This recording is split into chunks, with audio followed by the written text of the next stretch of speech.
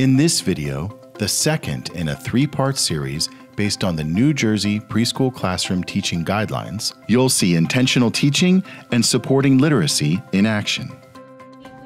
We'll watch how teachers plan with purpose to foster engagement, ask questions, promote inquisitiveness, and extend conversations.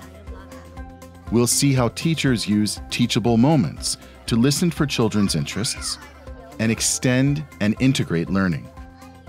And finally, we'll see how teachers infuse literacy all day, every day, by using rich vocabulary, using rhymes and alliteration, and promoting print concepts and writing. Let's begin by noticing how teachers plan with a purpose.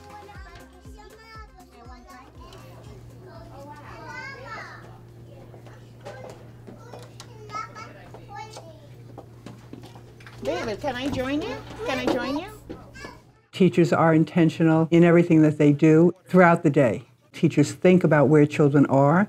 They think about who children are. They plan and tailor and individualize for children based on their interests, levels of development, and the New Jersey standards. Blue. Yes. You're mixing, yes. Wow, look how dark that is. We're making observations of the apples, right? Oh, different. So, and I see This is tree. that come from the tree, right? I use observation on a daily basis to plan for the children's learning. I take notes of everything they say to help me plan. I see it spinning, right? It's spinning all around.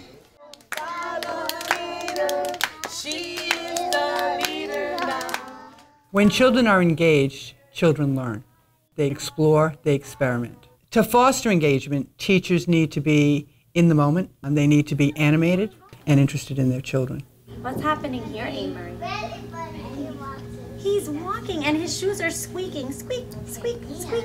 To vary their voices, their movements, their nonverbal communication, their eyes, how they smile or not, how they whisper so that children pay attention, and change their voice as they're reading a story. Llama, llama, red pajama, hollers loudly for his mama. What's he saying? Mama! Can you guys tell me, what do you see here? Tell me what you see. What's the same, anything similar, anything I see different? the one, the little one. So you see some are little, some rolls are little. What else do you see? Some are big. Some are big. I decided to use paper towel rolls of all different sizes. There's a new material in the block area for a small group time. I started by laying out the tubes and asking them questions. What could we do with these? You put cards in there. We could put cars inside. What else could you do with them? What are you doing right now? Put your hand inside. You can put your hand inside. What are you doing with them? Banging them. You could bang them, of course. Like a drum. Banging like a drum. The children were able to identify how they were the same or different. I extended it with, what can you do with this material? I see you. Wow! I can see you. I see you. You want to get one of the pots? Do you want the big one? The medium one or the small one? Which one do you want? Jenny, ella va a cocinar. You want the big pot? Here, let's put it on the stove. What do you want to make? Okay, go get the food. I think that children need real objects that they can relate to and see at home to help them gain a better understanding of their world. I had pots and pans that they can use in dramatic play. I wanted them to be able to see how it looks, feel the heaviness of it. It looks similar to the color that you made before. Although I use orange. You're going to use orange now? I wonder what's going to happen to this color. What's going to happen to your color if you add orange? Teachers ask questions to invite children to explore, problem solve, to encourage language, to help children to look at things from different perspectives, to be creative. It's gonna be the ocean. This is the ocean? Now you're adding blue. What did you make? A pumpkin person. Oh, a pumpkin person. I noticed that your pumpkin person has 2 yellow beads at the bottom. What are those? When I say to them, I notice, I am giving them validation. When they feel validated, they're going to want to engage in more of a conversation with you. I got a dream. Oh, you had a dream. Tell me about your dream. There's something very powerful in saying to a child, tell me more. All right, things get bigger. Oh, does it get bigger? Does it get bigger as you move it back? What's inside there? Yeah, a long, too long. I try to phrase my questions to extend the thinking of the children. David, do you want to investigate also? And to have lots of different ideas. Oh, you can investigate with him. So big. Yeah, the eye on the turtle is so big, right?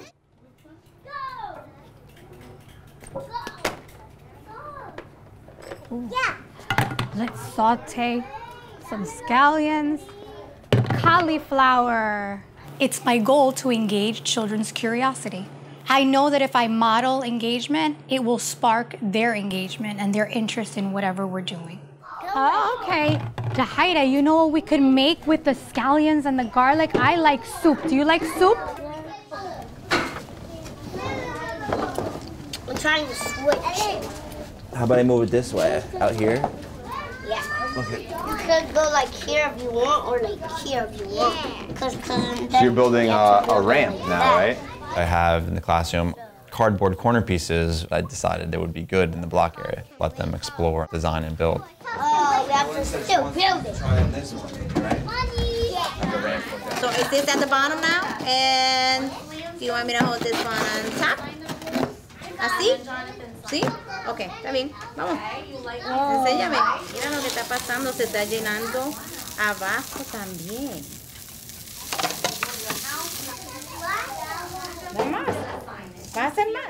As an extension of the small group activity, the students took the tubes into the sand area and they were experimenting. Hello. Hi. You want the food? Oh, yeah, I want to buy some pumpkins, but I want to know if the store is open or closed. I use the telephone in the house area to promote and extend language. That's a way of motivating them to start the conversation back and forth. Oh, someone's calling you. Huh? Did you open? Yeah. Is the store open? Yeah. Yes? So what do we have to do to this sign? Because right now it says closed. Okay. Okay, it's open. Where's the pumpkins? Oh, I don't see. Did you run out of pumpkins? No. Because I don't see any pumpkins. Oh, this one is for sale? Yeah. Okay, I want to buy this pumpkin. 50. 50 what?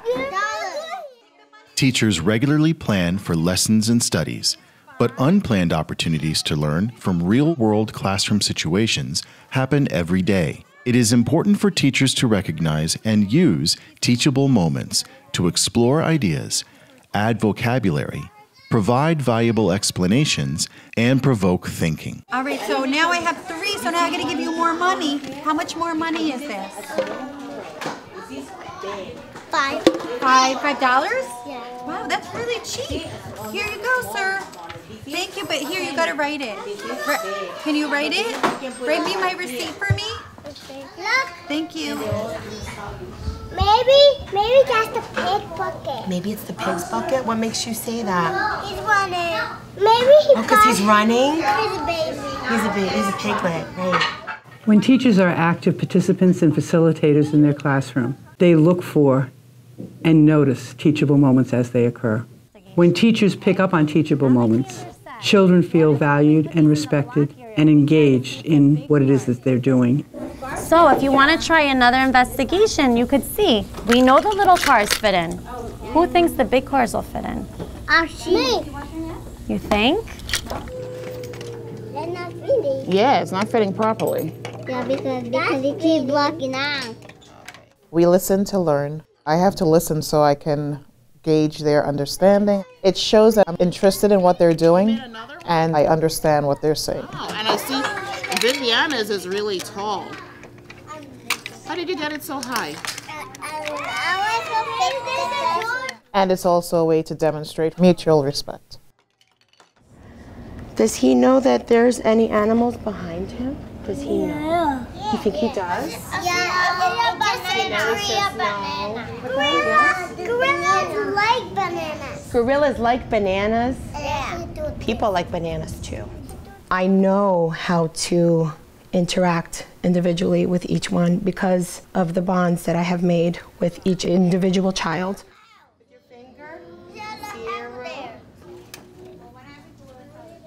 When teachers extend children's learning, they need to pause, listen, tune into what the child is doing, what the child is saying, and expand on what the child is discussing and doing.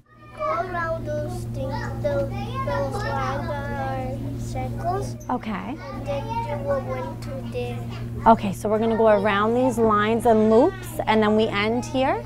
Okay, are you gonna race with me? Okay, come on. Ready, set, go. Ooh. This is very curvy. What? You won! They like to make telephones with the paper. So as they were making the telephone, to extend the play, we decided to get the phone book out. We actually had to follow the number pattern and dial it on the phone. There you go, it's ringing.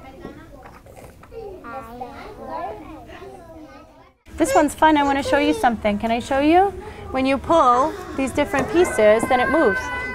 Come here, Israel. Pull this arrow. Like this, Ethan. Watch, watch. And then the tail moves. Extending learning means helping them to make the connection, whether it be language, science, or math, fine motor, expanding on what it is that they're doing by asking the question, making a comment, being present in what it is that's happening. It's a little mouse. Tiny little mouse. When teachers are purposeful in planning, they look for opportunities to integrate content areas. Studies, themes, or units allow children to experience and learn about a particular concept or topic from varying angles, experiencing literacy and practicing math skills. 1, 2, 3, 4. Or science or social studies can be used to extend that topic. My idea of having a recipe book is to integrate many areas of learning and support family partnerships. Okay, no más, right? No más. Just lay flat on your back and take a few deep breaths. Here we go. In, out. Yoga is safe, healthy, and engaging. It's something I'm passionate about, and I see them get excited about it. It is nice to have some form of literature while you're doing the exercise. Yoga, baby. It's an excellent way for me to link literacy into our daily routine. Children's success and happiness at home, school, and in life are enhanced significantly when teachers provide a strong foundation of reading, writing, vocabulary, and comprehension skills. Watch how teachers infuse literacy every day in the classroom. I believe that literacy is the foundation of learning. As a lover of books and literature, I bring that into the classroom in all different areas. She thinks he's chasing them. Maybe they're going to run really faster. Maybe they should run much faster. When I set up the environment in my class, literacy is always at the forefront. We have our book area where we have a set of books related to our unit of study and also other books of interest. It's important to have books placed throughout the room that have to do with those materials. In the house area, books about cooking and families. In Discovery, we have books about animals, magnets, and experiments. On the balloon, it says, "Happy first birthday." You were only 1 year old. One of the most important things that we can give children at this age is vocabulary, language, and an opportunity to speak, to engage in a conversation. I like to play with my puppy. You see, use your illustrations to help you. He made a goggle. You saw Jair make goggles? Show me, Jair. Like this. Like binoculars. Look. He made binoculars. You have a telescope, they have binoculars. Show them what you're doing, Chassie. Tell your friends. Put that on my mouth, then it makes a funny noise. If you put it on your mouth, it makes a funny noise. My voice sounds different.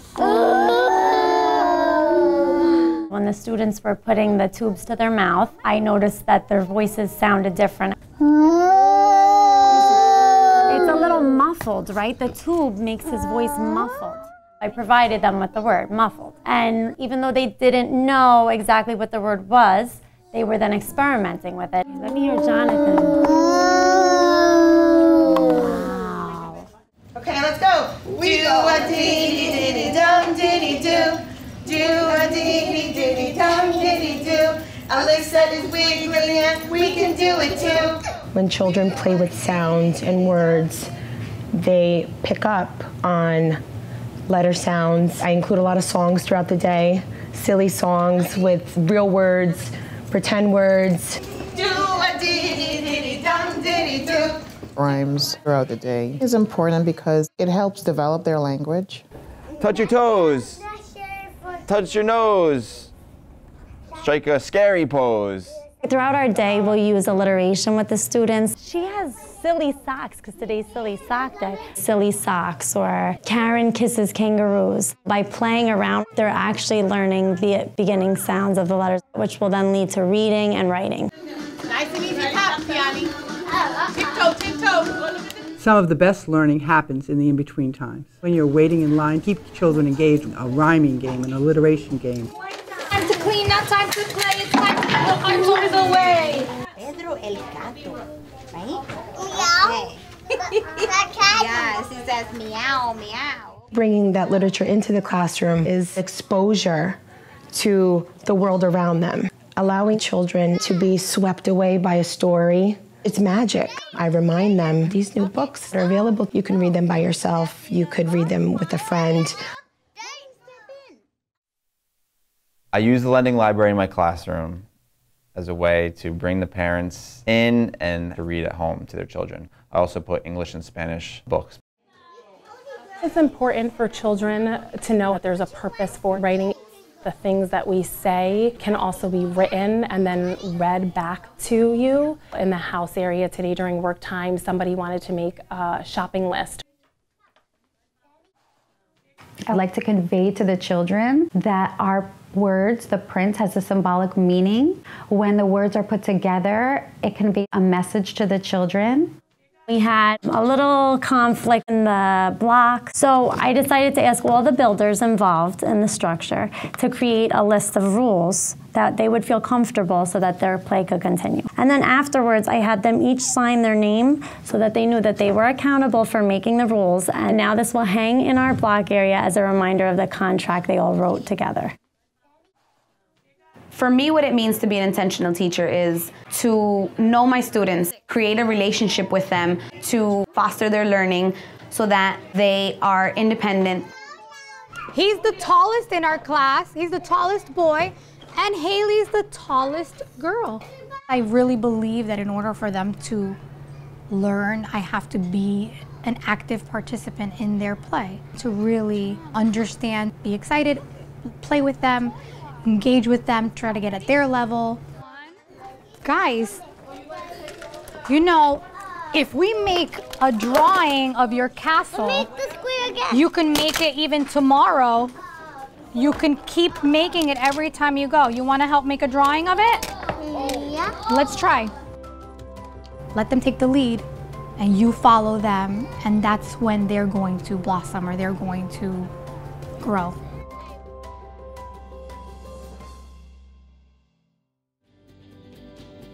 For more information about best practices in preschool classrooms, search online for the New Jersey Preschool Classroom Teaching Guidelines, a comprehensive document outlining how effective teachers support and enhance children's learning in high-quality preschool classrooms.